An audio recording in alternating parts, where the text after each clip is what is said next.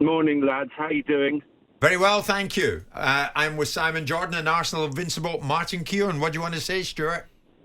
Listen, if you got nothing nice to say about anyone, don't say it. But I had to ring up this morning. It was just listening to. He barely gave Martin a chance to sit down in the chair, and he's bleating about it. It's sanctimonious, typical Arsenal entitlement. It's really smacks back to watching you jump around Ruud van Nistelrooy. Now listen, this is not club thing. I remember last year when Liverpool were at it, I didn't hear many Liverpool people coming out like the Arsenal fans do.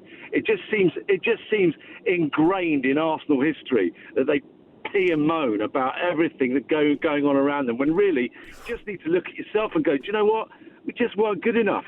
We just weren't good enough. You're a brave boy, Stuart. If you were in here, would you say it to Martin's face? Oh, definitely, because it's just a chat. Well, what's going to happen? He's not going to punch me, is he? Here he is. What would you say to that? Well, Stu's got his opinion. That's fine. It's absolutely fine. Do you know what the thing is, though? I think in those days we had a proper rivalry with Manchester United. And the real Manchester United fans say to me that they really miss that. They really miss that rivalry. But Stuart, you're not one of those with those sorts of comments. But the real people, the Man United fans that I meet, one or two friends that I have, they say they miss it. They wish they could get it back tomorrow. Both those teams back at the top of the table. One or two people coming for you for your opening comments. Danny Mills, who's out walking the dog at the moment. Same old Arsenal. They flapped at it in 2002, 2003. They lost at home to us. That would be Leeds United. Martin on that day, would he agree, was bullied by Kewell, Smith and Viduka. No. As for Martin Tyler, he loves Thierry Henry and he loves Robert Perez. Martin is showing signs this morning of paranoia, insecurity, and is being a bit pathetic. Danny Mills. Oh, Danny Mills. Yeah. He's out walking the dog at the moment. Yeah. Anyway, he's having his take as well. One of English's finest ever fullbacks. Yeah. Danny Mills.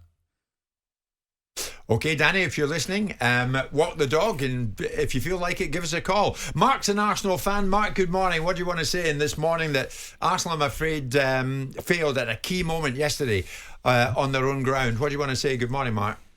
Yeah, good morning, guys. Great show, by the way. Yeah, well, I was listening to you this morning. This is what I wanted to say was I've been going to the Emirates as season ticket holder for about 10 years now.